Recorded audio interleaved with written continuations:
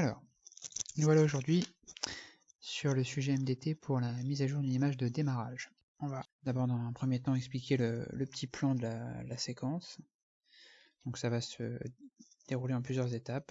On va d'abord montrer comment on fait tout cela à la main. Donc depuis MDT, on génère, on met à jour l'image de boot.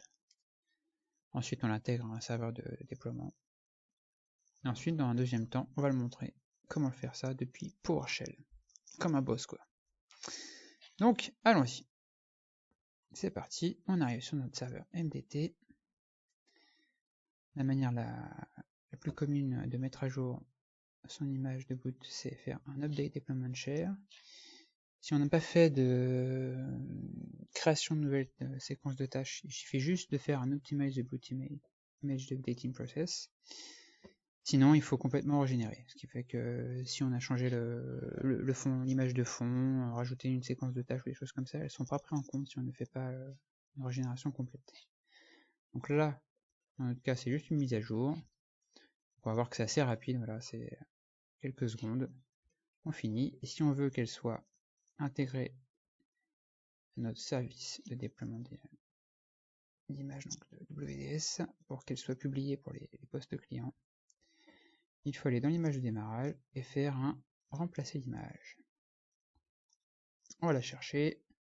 Pour ça, on va dans le dossier du déploiement de deployment share, dossier boot, donc c'est ce qu'on vient de régénérer.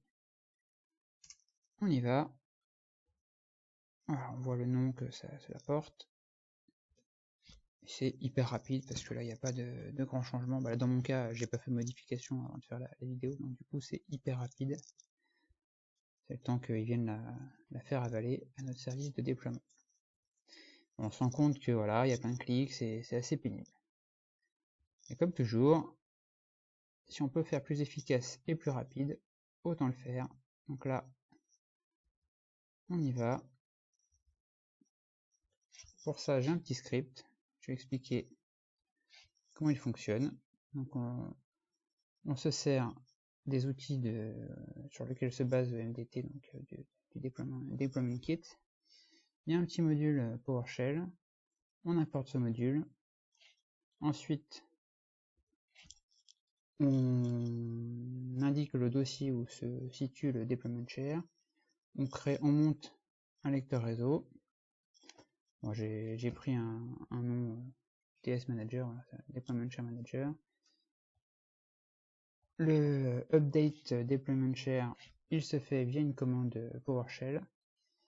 Et ensuite, au niveau de la mise à jour, au niveau de notre serveur WDS, c'est une autre commande PowerShell qui existe. Il suffit juste de trouver un nom qui correspond à notre image et la mettre à jour. Rien de plus simple. Donc je mettrai ce petit script dans la description. Et voilà. Donc la preuve en image, on va lancer ce petit script. Voilà, on le lance avec la console histoire que ça soit. Vous allez voir que c'est quand même beaucoup plus rapide.